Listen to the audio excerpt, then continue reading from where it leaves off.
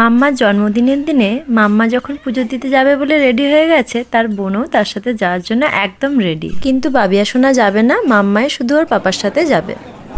এই যে মাম্মারা মন্দিরে পৌঁছে গেছে। সেদিন পয়লা অঘ্রাণ ছিল বলে মন্দিরে প্রচুর ভিড়। আমি যাইনি, বাড়িতে মাম্মার জন্য সমস্ত রান্না করব বলে। এই যে মাম্মা পুজো দেওয়ার জন্য লাইনে দাঁড়িয়ে আছে। এত বড় লাইন তো আমি আগে দেখিনি। এই যে কত ভিড় হয়েছে। যাই হোক, মাম্মা পুজো দেওয়ার পর কতগুলো ছবিও তুলে নিয়েছে। পুজো দেওয়ার পর মাম্মা এবার বাড়িতে চলে এলো। এই যে বাড়িতে আমি ওকে আশীর্বাদ করার জন্য সমস্ত আয়োজন করে রেখেছি। এই যে মাম্মাকে চন্দন পরিয়ে আশীর্বাদ পর্ব সেরে নিলাম। মাম্মার টিফিন খাওয়া হয়ে গেল। এই যে মাম্মার দুপুরের খাবার একদম রেডি।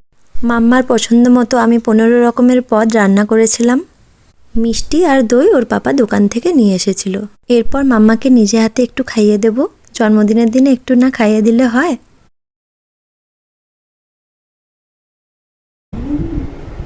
ভালো লাগছে, দারুণ হয়েছে। সোনা তুমি একটু নাও। সোনা দেখো, দিদি ওই চিংড়ি মাছ খাচ্ছে।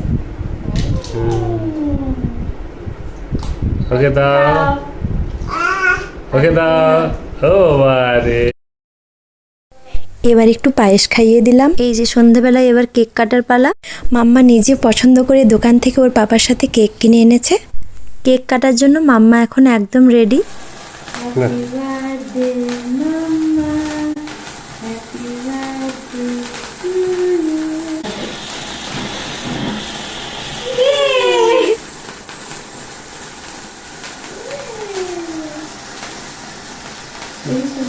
মাম্মার কেক কাটা হয়ে গেল।